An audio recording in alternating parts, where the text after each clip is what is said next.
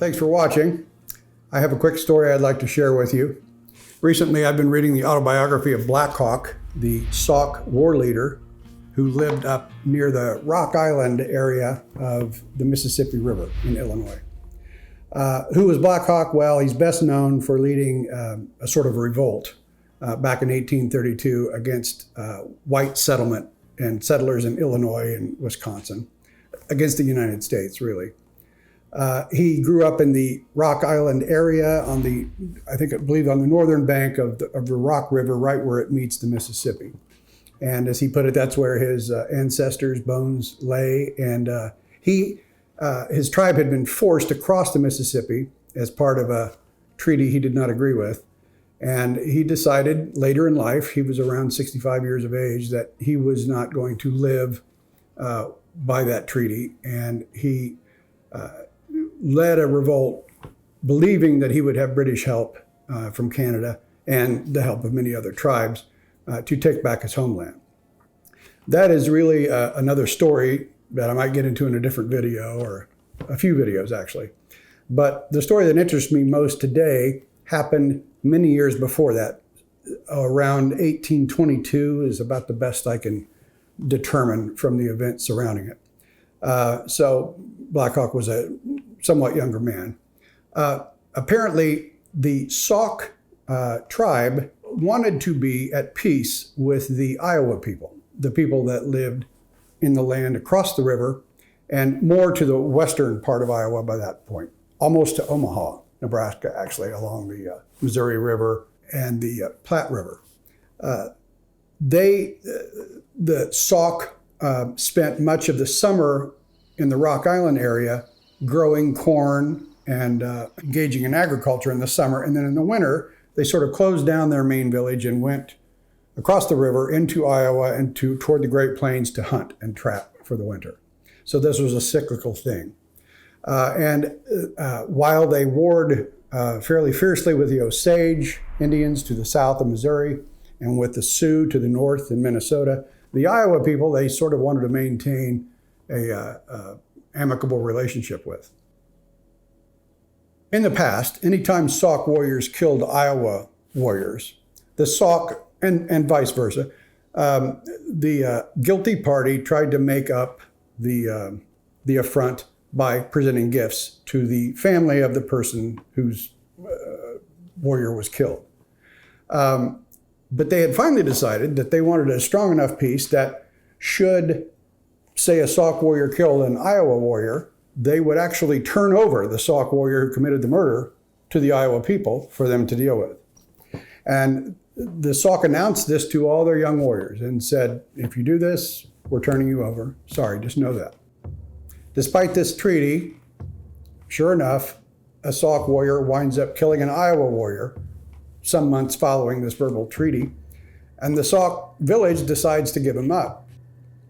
This killing took place in the wintertime, and when the Sauk villagers determined that they would deliver the offending warrior to the Iowa people, the offending warrior happened to be quite sick and wasn't really able to make the trip. But he had agreed to do so, but his brother stepped in and said, no, you won't go. I will go and die in your place.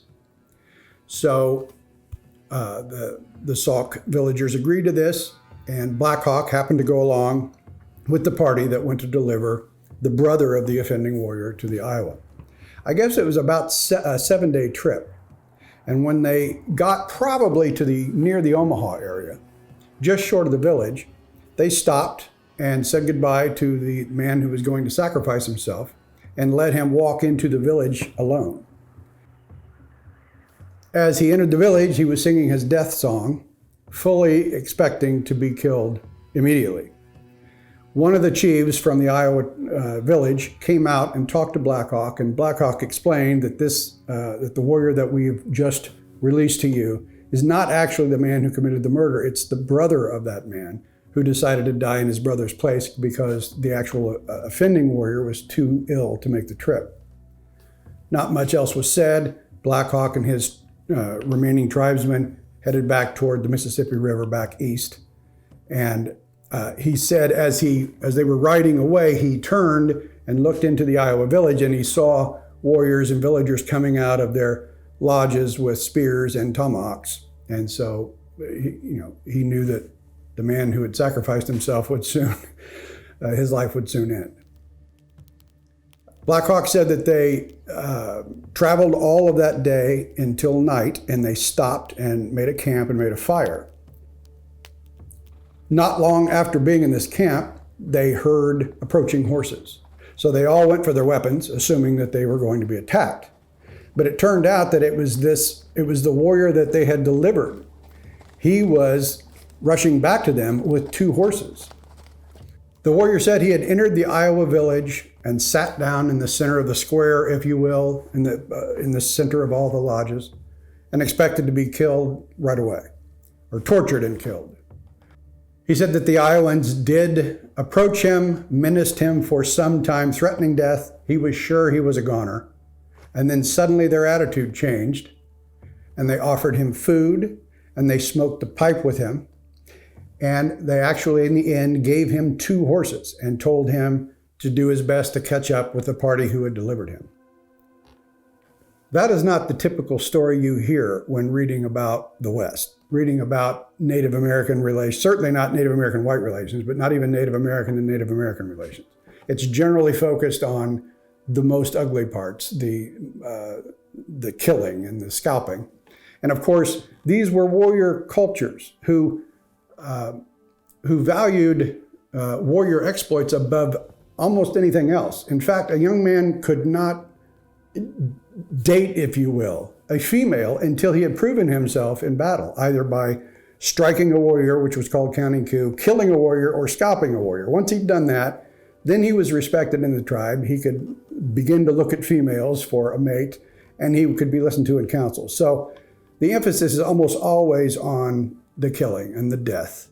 But this shows that even these fierce warrior cultures respected the true bravery that was displayed when this warrior was willing to sacrifice himself for his brother. They simply could not let this man die. He was too noble. So indeed, they rewarded him and sent him back home.